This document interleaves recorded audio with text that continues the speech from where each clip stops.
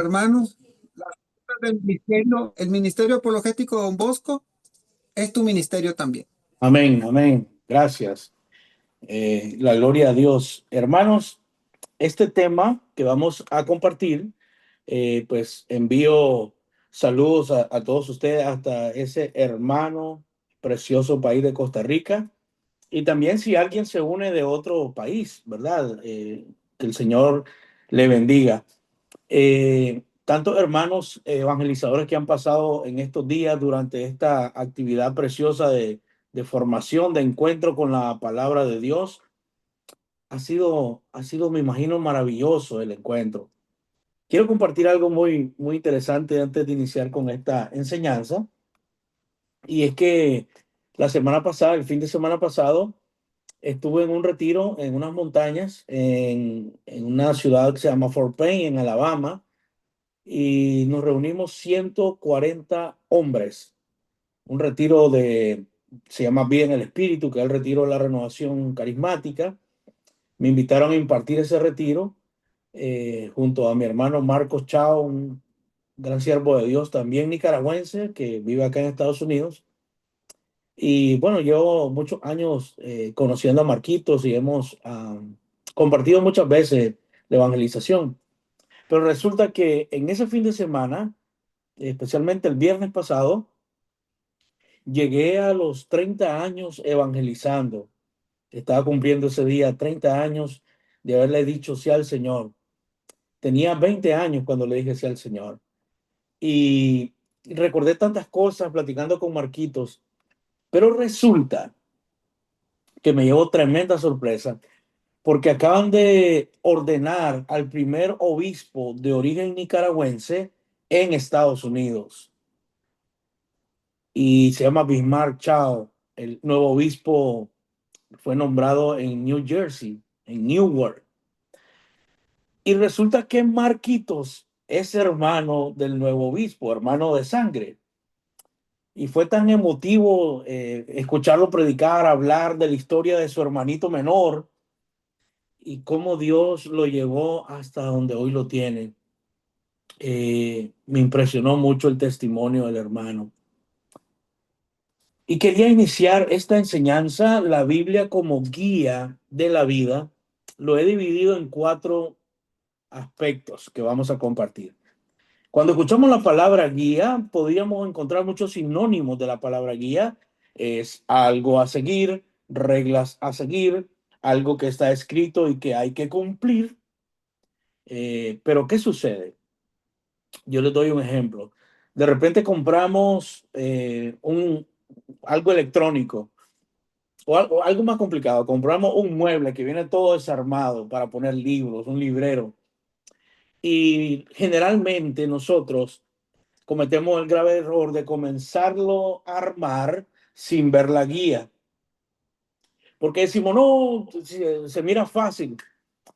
Y cuando terminas de armarlo, o te hacen falta tornillos o hay de más tornillos. ¿Por qué nos pasa eso?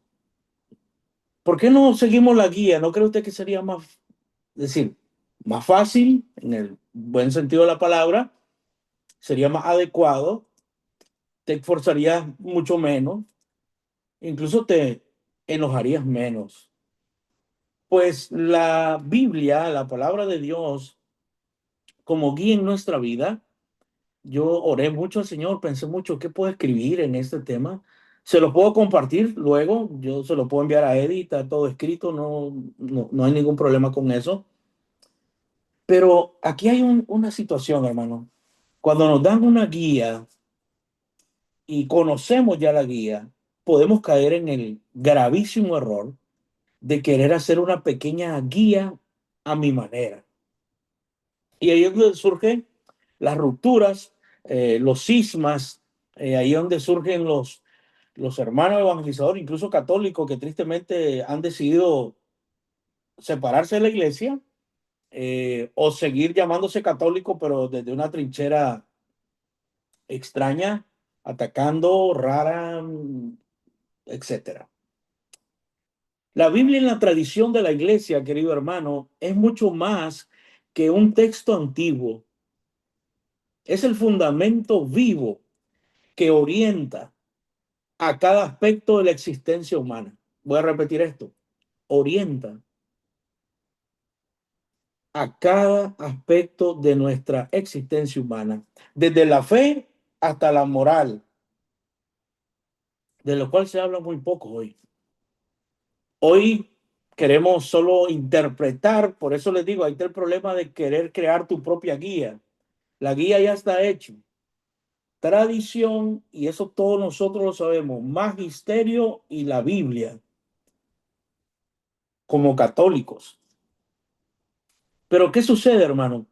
De la parte moral no queremos hablar y reducimos la moral solo a pecados específicos. No, la moral abarca mucho más, son muchísimos aspectos.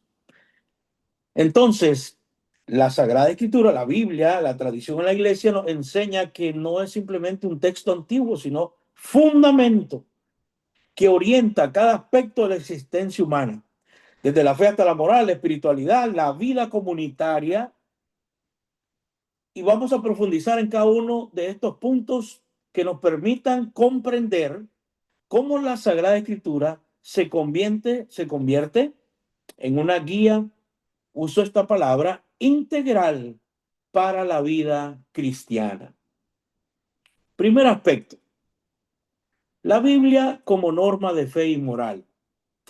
La Biblia no solo contiene relatos de enseñanza aisladas, sino que es la revelación progresiva del plan salvífico de Dios. La norma moral católica encuentra en ella su raíz y su autoridad última. En este aspecto, hay cuatro cositas que quiero ver en esta primera parte de la Biblia como norma de fe y moral, en esta guía que el Señor nos dejó. Primero, inspiración y verdad. La escritura es inspirada por Dios, segunda de Timoteo, capítulo 3, versículo 16. Lo que significa que Dios, por el Espíritu Santo, guió a los autores humanos para comunicar sin error la verdad necesaria para la salvación. Esto, querido hermano, nos garantiza que la Biblia es confiable para enseñar la fe y la moral. Entonces, en primer lugar, inspiración y verdad. Inspirada por Dios. Nos da garantía que es verdad. Segundo aspecto, los mandamientos y la ley nueva. La ley de Dios expresada en el Antiguo Testamento, ¿verdad? Este encuentro con su cumplimiento y proyectaba la perfección de tal que es la venida de Jesús, que es Jesús mismo. Mateo 5, 17, 20. Jesús no abolió la ley, sino que la elevó, por decirle así, al mandamiento del amor. Amarás al Señor tu Dios y a tu prójimo como a ti mismo. Qué poderoso es esto. Mateo 22, 37, 40. La Biblia nos enseña entonces como guía que la moral cristiana es la respuesta libre y amorosa a Dios, no una mera obligación. Aquí voy a compartir una frase muy propia. Eh, a veces podemos sentir que servir, ir a la Eucaristía, a la Santa Misa, ir a los grupos de formación, etcétera, a veces podemos sentir que es como obligación. Pero yo siempre digo, sí, es una obligación desde dos aspectos, desde la libertad y desde el amor. Entonces, si amo el encuentro con el amado, es decir, es obligación desde mi libertad, la opto. Yo podría decir, estoy cansado, no quiero hablar hoy. Bueno, eso es una actitud también desde mi libertad. Pero aún en el cansancio, he entendido que la palabra de Dios, que la Biblia es mi guía, que me va a llevar, que te va a llevar, que la iglesia nos enseña que nos va a llevar a la vida eterna, a la salvación. Entonces, querido hermano, Moisés recibe la ley en la montaña, en el monte Horeb, y Jesús habla también en una montaña, en un lugar elevado. Mateo 5, las bienaventuranzas. Y Jesús es claro, yo no vine a abolir la ley, sino a que se le dé fiel cumplimiento. Entonces, muchos usan este término. Jesús hizo un resumen de la ley. Ok, sí, se puede decir de esa manera coloquial, pero aquí pasa algo interesante. El Señor habla de amar a Dios sobre todas las cosas y a tu prójimo como a ti mismo. No es una reducción de la guía, no. Es que si usted ama a Dios y al prójimo, los otros 8 mandamientos se cumplen por sí solos, obviamente. Porque si amas, no vas a robar, no vas a desear a la mujer del prójimo, no vas a jurar el nombre de Dios en vano, etcétera. Tercer aspecto, formación de la conciencia. La escritura, hermano, como guía, forma la conciencia en nosotros. Decía alguien por ahí un día en una enseñanza, hace poco que escuché, que la conciencia, o creo que el catecismo lo dice si no estoy equivocado, la conciencia es el lugar que Dios puso en el hombre para que ahí se encuentren. Ese es el lugar de encuentro. Y les doy un ejemplo. Cuando vivimos en la gracia, cuando acudimos asiduamente al sacramento de la reconciliación, eh, y pecamos, por ejemplo, lo primero que se activa en nosotros es buscar la reconciliación. Me decía un sacerdote un día, Jorge, si después de pecar, lo primero que tú sientes en lo más profundo de tu ser es buscar la confesión, vas por el lugar correcto. Pero cuando pecamos y no hay ese despertar de buscar la reconciliación con Dios, pues el enemigo me tiene atrapado o me ha hecho creer que lo que estoy cometiendo no es pecado. La formación de la... Miren qué precioso, estoy apenas en el primer aspecto. La Biblia como norma de fe y moral. Y dividí algunos puntos. Formación de la conciencia. Dios, querido hermano, nos ilumina y San Pablo nos exhorta a vivir según el Espíritu, no según la carne. Romanos 8, 5, 9. San Pablo usa un término que a mí me encanta cuando estudiamos Biblia y estudiamos el término, las cartas de Pablo. Usa un término, dice, no vayan en pos, es esa palabra, en pos de la carne o en pos del pecado. En pos, un sinónimo de esa palabra es ir corriendo desenfrenadamente. Si no vayan corriendo detrás de la carne. ¿Y cómo logramos separarnos de eso? O cuando venga esa tentación, no permitirla que se convierta en pecado en nosotros. Creando, formando una conciencia en Cristo a través de la Sagrada Escritura, el magisterio y la tradición. La palabra de Dios orienta el interior del hombre hacia la justicia. Otro aspecto, el catecismo, en el numeral 1950, dice que la ley moral está inscrita en el corazón humano y es iluminada por la escritura que revela el designio divino para la felicidad humana. La escritura, por tanto, no solo es normativa. Escuche qué bello lo que dice aquí el catecismo, hermano. Numeral 1950. La escritura, que el tema de hoy es como guía para la vida, dice que la escritura no es solo normativa, y aquí viene lo bello que dice el catecismo, sino liberadora. ¿Quiere una guía usted para caminar siendo liberado? Es la Biblia, es la palabra de Dios. Termino este primer aspecto de la Biblia como norma de fe y moral hablando de San Agustín. En De Doctrina Cristiana explica que la escritura es norma suprema porque es la palabra de Dios y quien la sigue camina en la verdad y la vida, dice San Agustín. Repito, es norma suprema, porque es la palabra de Dios y quien la sigue camina en la verdad y la vida. Hermano, a veces podemos leer libros hermosos y muchas cosas que escriben muchos hermanos y gloria a Dios, eso nutre, pero, ahí hay un pero, la palabra de Dios es la guía que necesitamos en principio, porque todos los hermanos que han escrito un libro, ¿de dónde creen ustedes que se inspiran? De la palabra de Dios. Voy al segundo aspecto. Aquí termino la Biblia como norma de fe y moral, como guía, ¿verdad? El segundo aspecto, la Biblia como camino hacia la santidad y la vida espiritual. Este es otro aspecto de la Biblia como guía en nuestra vida. La Biblia como camino hacia la santidad y la espiritualidad. La relación con Dios. Quiero hacerle esta pregunta. ¿Cómo nutre usted su relación con Dios? Piense un momento. ¿Cómo estoy nutriendo? Presente progresivo.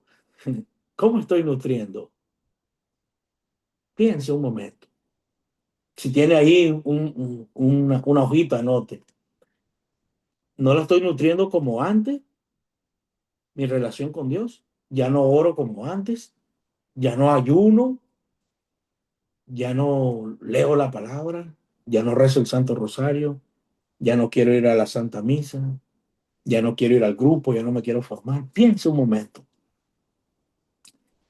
La relación con Dios se nutre profundamente en la escucha, la lectura y la meditación de la palabra. La Biblia no solo es para conocer, sino para vivir y transformar el corazón.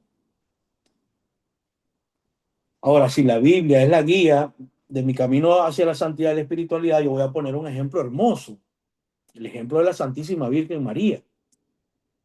Mire qué interesante. En el Evangelio de San Lucas, capítulo 1, lo leemos todo, dice que la Virgen María guardaba en su corazón todo lo que escuchaba y veía de su hijo. Para los griegos usaban mucho el término cardio y definía un poco quién era la persona, la identidad de la persona. Obviamente, cuando hablamos de corazón, en este término no hablamos del músculo que bombea sangre propiamente, sino de la identidad de quién eres, como usaban los griegos. Una vez yo me preguntaba, en mi silencio, de dónde la Virgen María sacó toda esa fuerza para ver hasta el extremo del sufrimiento de su hijo, verlo morir en la cruz y no huir de eso tan duro. Y andaba desde hace muchos años atrás con eso en mi mente. No existía Google, no existía nada. Entonces tenías que ir a libros. Y una vez me encontré con un sacerdote, Monseñor Anitua. Fue exorcista de la diócesis de Granada, Nicaragua. Creo que era de origen italiano. Y en una actividad que tuvimos con los misioneros de Jesús, un ministerio que pertenecía en ese entonces, tuve la oportunidad de hablar con él y le hice esa pregunta. Y él me dio esta respuesta hermosa. Todo lo que mamá María, me dijo ese término, esa palabra, como muy, muy, muy cercano. Todo lo que mamá María guardó en su corazón de ver y escuchar lo que su hijo hacía y decía, le dio la fuerza para enfrentar el momento de la prueba. ¡Wow! Entonces, hoy que tenemos lo que llamamos Biblia, cuando escuchamos, meditamos y vemos la transformación en los demás, de ahí van a ser la fuerza cuando venga la prueba, porque es como el fruto de que esta guía la has llevado a tu corazón. Querido hermano, aquí escribí unos pequeños aspectos en este segundo punto de la Biblia como camino hacia la santidad y la espiritualidad. Número uno, la palabra que da vida. Jesús mismo es la palabra encarnada. San Juan, capítulo 1, versículo 14. La escritura nos introduce en el misterio de Cristo y a su amor redentor. Por eso la lectura orante de la palabra es el encuentro con Cristo vivo. Y cuando estaba escribiendo esta enseñanza, al escribir esta parte de la lectura es un encuentro orante con la Biblia, obviamente se me viene a la mente esta herramienta tan preciosa que la iglesia nos ha dado para orar junto con la Sagrada Escritura, que se le llama Lectio Divina. La Lectio Divina, muchos la deben de practicar, es orar. No voy a hablar propiamente de cómo se hace y todo eso, pero es importante esto. Esta es una práctica antigua, eh, monástica, nació en monasterios, en leer, meditar, orar y contemplar la Sagrada Escritura. San Benito y otros padres promovieron esta forma de vivir la palabra de Dios que transforma la vida interior. Lee una vez, hace silencio, lee otra vez, hace silencio. En esta tercera vez que lees la lectura, puedes ir anotando las palabras que te llamaron la atención, las palabras que no entiendes, y comienzas a hacer un rumiar con la palabra de Dios. Y es una manera de orar con la Sagrada Escritura. Otro aspecto, primero la palabra que da vida, la lección divina, frutos espirituales. La Escritura fortalece la esperanza, la fe y la caridad como las virtudes teologales. San Pablo dice, la palabra de Dios es viva y eficaz. Escucha esto, viva y eficaz. Hebreos 4:12, capaz de penetrar el alma y renovar la mente. Eso hace la palabra de Dios como guía en nuestra vida. El catecismo nos dice en el numeral 2653, se resalta que la oración de la iglesia se alimenta en la escritura y que la palabra de Dios es fuente de la vida espiritual. Y el último aspecto de este segundo punto, vamos a hablar un poquito de San Gregorio Magno. En el primer punto, utilizamos una frase de San Agustín, ahora San Gregorio Magno. En sus Moralia, se llama uno de sus escritos, destaca que la escritura sana las heridas del alma, ofreciendo consuelo y fortaleza. Qué hermoso es eso. Quiere decir, la palabra, la Biblia es mi guía porque me lleva hacia el camino de santidad y espiritualidad. Este es el segundo aspecto. Tercer aspecto, hermanos. La Biblia como fundamento de la comunidad y la misión. La palabra de Dios no es un tesoro privado, no, es un don de la iglesia. Podemos llamarlo así. O es un don, perdón, para la iglesia. El cuerpo de Cristo que se edifica y se evangeliza a través de ella. Aquí, en este tercer punto de la Biblia como fundamento de la comunidad y la misión, voy a hablar de otros aspectos. En primer lugar, comunión en la palabra. Escuche bien, comunión en, no con, sino en la palabra.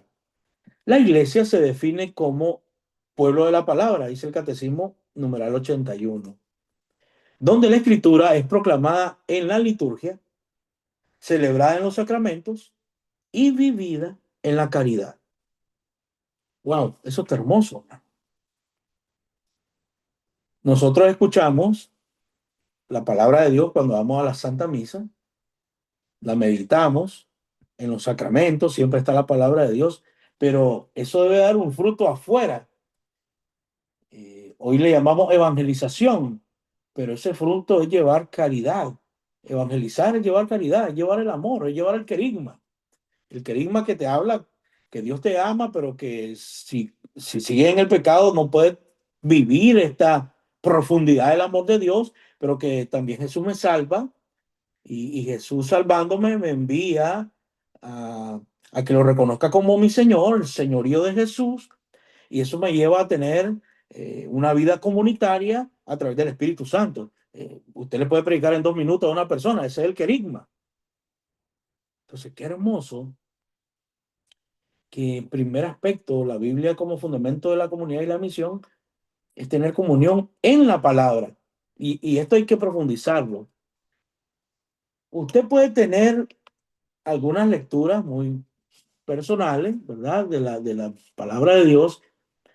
Y aquí cabe un término que se usa en el catecismo, que es revelación particular, que tiene que ver con muchos aspectos, como momentos de oración personales, donde tú recibes ciertos encuentros muy personales, el Señor hablándote a ti. Pero con la palabra de Dios hay que tener un gran cuidado, con la parte de interpretación. Me imagino que alguien ya dio un tema de eso. La iglesia interpreta la Sagrada Escritura. Entonces, los que evangelizamos a través de la predicación o la enseñanza, debemos de tener el gran cuidado siempre de que lo que vamos a hablar eh, esté conectado con lo que la iglesia enseña. Obviamente, cada evangelizador mete su propia forma, llamémosle así, entre comillas, estilo. Sí, eso no importa. Lo importante es la esencia. Yo hasta el día de hoy trato siempre de una prédica que voy a dársela a un sacerdote que la revise cuando ya la escribí, que la revise un poco. Y siempre hay un aporte, ¿verdad? Muy importante ese paréntesis.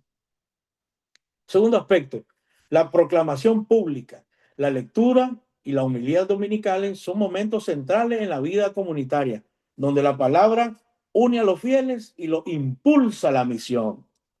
Podéis ir en paz, dice el sacerdote o el diácono.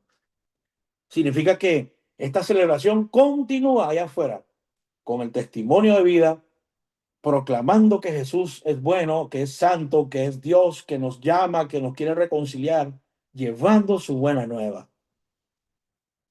Testimonio y evangelización, el otro aspecto. La Biblia impulsa a la iglesia a salir al mundo con el anuncio del evangelio. Marcos 16:15. La misión es inseparable de la palabra que transforma culturas y corazones. Miren qué linda es la iglesia. En la liturgia hay un aspecto importante. Por ejemplo, Dios me ha permitido visitar algunos países en algún momento. Eh, y de repente he ido a la celebración de la Santa Misa y noto algunos gestos propios del lugar, sin violentar la liturgia, sin violar la liturgia, pero hay gestos como inculturización de la liturgia. Y eso es bello, es enriquecedor en la iglesia. Yo sé que hay extremos, yo sé que hay de repente alguien que sí se sale de la liturgia, pero no hablo de eso, sino que esa riqueza que tenemos en la iglesia, de que respeta la cultura, la enriquece, pero esa cultura no puede pasar ni atropellar la liturgia ni la doctrina. Y es bello, hermano. Usted va, Monseñor, el cardenal Sara dijo una vez en una entrevista, la única, el único continente del mundo que tiene permiso de danzar en la misa o en la Santa Misa es África. Pueden buscar en YouTube ese video. Y dije yo, wow, qué interesante, voy a escuchar qué dice Monseñor Sarat con eso. Y él explicaba que en la cultura africana todo es baile, pero no baile como que vamos a ir a bailar salsa o merengue, sino danza. Y la mamá es de que está cocinando danza, de que tenga el vientre de los niños danza. Entonces, algo de ellos, propio de ellos. Entonces, qué interesante, hermano, no me quiero meter en el tema de la liturgia, pero quería dar este ejemplo. esa universalidad de la iglesia. Tiene distintas culturas, pero la iglesia ha llegado a enriquecer, no a atropellar, a enriquecer, pero tampoco la cultura puede atropellar la liturgia. En este aspecto, hermanos, vamos a ver, en este tercer aspecto, por último, San Juan Crisóstomo. Recuerden que hablamos de San Agustín en el primer aspecto, San Gregorio Magno en el segundo, como una pequeña pensamiento de ellos, y ahora San Juan Crisóstomo. ¡Wow! El patrono de los predicadores, de los evangelizadores. Es hermoso leer las homilías escritas, los escritos de San Juan Crisóstomo. En su homilía, él explicaba que la iglesia crece porque la palabra es semilla, oiga qué bello esto, semilla de vida eterna, que da fruto desde y en la comunidad. Por ahí hay una frase muy popular que salió de un canto, que creo que no es católico el canto, pero se ha vuelto muy famosa esa frase por años, que se te note que tú tienes al Señor. Yo he escuchado a muchos sacerdotes predicando y dicen, ¿cuántos católicos hay aquí? Levantan la mano y dicen, que se te note. Eso que es coloquial tiene un sentido. Que se nos note en el mundo tan duro que se vive, que de verdad somos o tenemos de guía la palabra de Dios. Este punto subraya de San Juan Crisóstomo o de la Biblia como fundamento de la comunidad.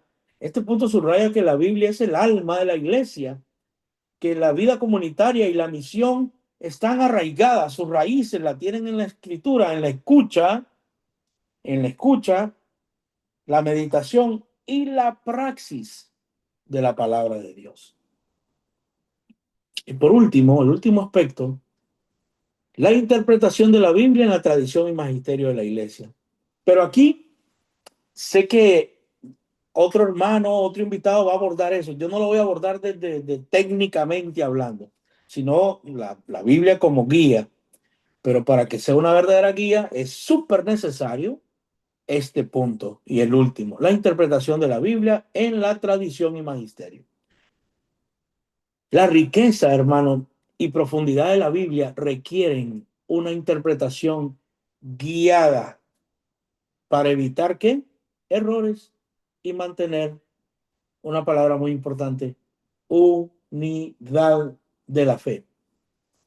Pero el término unidad o la palabra unidad no es propiamente uniformidad, porque la iglesia no es robótica. No, nosotros lo podemos ver, los sacerdotes cuando estudian algo que se llama homilética, que tiene que ver con la homilía, con preparación de la enseñanza, etcétera.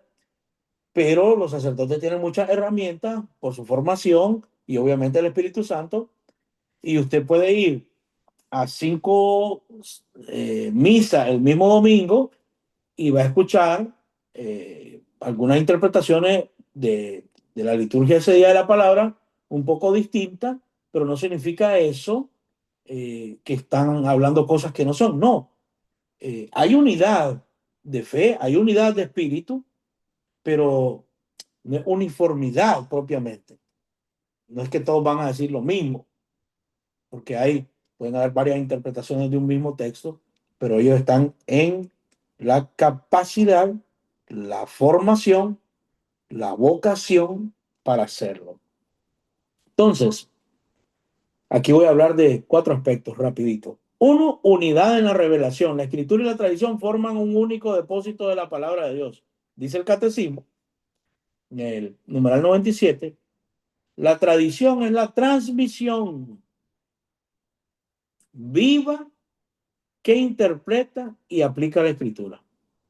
El magisterio es como el guardián. El Papa, los obispos en comunión tienen la misión de interpretar auténticamente la palabra de Dios. Catecismo, numeral 85. Esto asegura que la interpretación sea fiel al mensaje divino. Aquí es donde los hermanos no católicos se tiran contra la pared, hermano. No logran captar que esto es una gran riqueza, porque si soltáramos la rienda a que cada predicador, evangelizador dijera lo que le da la gana, interpretara lo que aquí tendríamos gravísimos problemas y suceden de repente. Y yo también le reconozco que en algún momento de mi ministerio también puedo decir cosas que no son, que me gana la emoción del momento. Estar frente a una gran cantidad de personas predicando y viene todo aquí. Pero por eso, antes de eso, mucha oración, mucha preparación para que el mensaje esté conectado con lo que la iglesia enseña. El magisterio como guardián, guarda. Miren que el cuerpo humano nosotros nos habla. Por eso San Pablo utiliza el término de cuerpo de Cristo.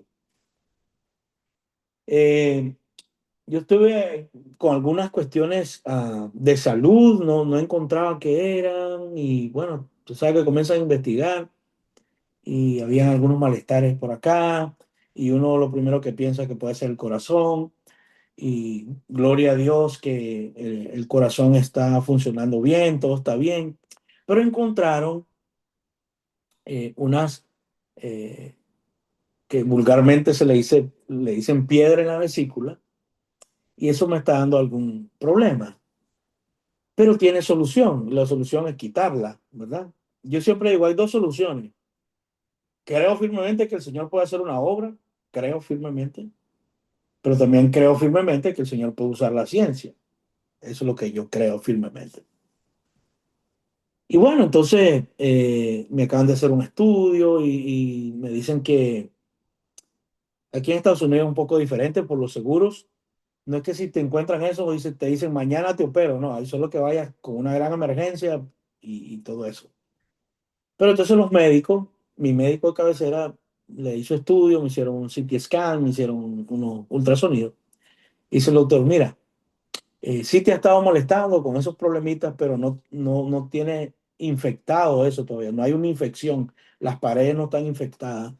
Entonces, no vamos a proceder ahorita a la cirugía, pero necesito que cambies radicalmente, pero radicalmente tu comida para evitar un desenlace de una crisis que es terrible. Pero sí vamos a programar la operación. Ok. ¿Por qué le explico esto? Yo le pregunté, doctor, ¿y para qué sirve la vesícula? Usted, mire cómo Dios nos habla a través de eso. También. Y me dice, ok, Jorge, eso es como que sea una pequeña bodega de los ácidos que tenemos en el estómago. Entonces, de repente, va a comer algo muy pesado y el estómago le manda un mensaje al cerebro y el cerebro pues se encarga de mandar los mensajes y el estómago le pide ayuda a esta señora de la vesícula y le dice, el doctor me lo explicó de esa manera para que yo entendiera, obviamente. Y entonces es como que el estómago entra en un diálogo con esta señora y le dice, hey, necesito que me ayudes y tire un poquito también de los ácidos para que antes que caiga por completo esa comida, ayude. Oh, ok. Entonces, cuando comes mal, que fue mi caso por mucho tiempo, fritura, todo eso, esa bili que está ahí se va formando esas pequeñas rocas. Y me dice, al remover eso, no es que ya vas a comer lo que te da la gana. Todo lo contrario, tienes que cuidarte mucho más porque ahora queda solo el estómago haciendo toda esa función. Algo así me explicó. Yo dije, qué interesante. Me puse a pensar y escribí un artículo de eso porque digo yo, wow, eh, qué importante es que yo necesito siempre de la presencia del prójimo en mi vida, del hermano en mi vida. Y tal vez nunca valoré, porque no sabía que yo tenía eso, el cuidarme para que esta parte de mi cuerpo no sufriera esto. Porque es consecuencia de no cuidarte en lo que comes. Igual nos pasa en lo espiritual. Dios nos permite tener hermanos a nuestro lado, sacerdotes, obispos, y nosotros queremos saltar muchas veces al magisterio, que es el guardián de la fe en nosotros y que nos guía para interpretar como verdadera guía en nuestro camino la Sagrada Escritura. Otro aspecto, el contexto histórico y espiritual. La interpretación debe considerarse el género que se le llama en Biblia. Tal vez hay algún biblista y puede profundizar esto más. No soy biblista, aunque estudié ciencias religiosas, pero se le llama género literario. Es como el contexto histórico a la atención divina o a la intención divina, evitando lecturas literales y aisladas. Esto es interesante, hermano. Para que la guía, para que la palabra de Dios sea la guía en nuestro caminar, es importantísimo este aspecto. No puedo hacer yo una interpretación sin contexto histórico, incluso sociológico, arqueológico. Podemos enriquecer tanta la interpretación. Por eso la iglesia nos pone estas dos grandes herramientas desde la teología, que es la hermenéutica y la exégesis. Dos herramientas poderosas para la interpretación de la Sagrada Escritura. Entonces, querido hermano, es importante, y voy a hablar de un santo para terminar esta parte de la interpretación de la Biblia, la tradición del magisterio. Vamos a usar a San Irineo. San Irineo defendió que la tradición es la regla segura para interpretar la Escritura y combatir las herejías. Adversus, capítulo 3. Wow. Se da cuenta que para que la guía, que es la palabra de Dios, verdaderamente, como se llama este tema, nos sirva como esta herramienta que necesitamos para hasta llegar a la salvación. Y repito rápidamente, la Biblia como norma de fe y moral, la Biblia como camino hacia la santidad y la vida espiritual, la Biblia como fundamento de la comunidad y la misión, y la interpretación de la Biblia en la tradición y el magisterio. Este punto garantiza, hermano, que la Biblia siga siendo una guía segura. Estos aspectos que escribí aquí para ustedes nos van a ayudar a que siga siendo una guía segura, evitando interpretaciones subjetivas y promoviendo verdaderamente la unidad de la fe. En conclusión, la Biblia es la guía integral para la vida cristiana porque es norma moral, camino de santidad, fundamento comunitario y misión. Siempre, siempre y siempre interpretada en comunión con la iglesia. Esta visión profunda, apoyada en la Escritura, el magisterio, los padres de la iglesia, revela la riqueza inagotable que tenemos en la iglesia que Jesús fundó y que quiere y querrá siempre seguir transformando la vida de cada creyente y de toda comunidad eclesial. Gloria sea al Padre, al Hijo y al Espíritu Santo, como era en un principio, ahora y siempre, por los siglos de los siglos. Amén y amén.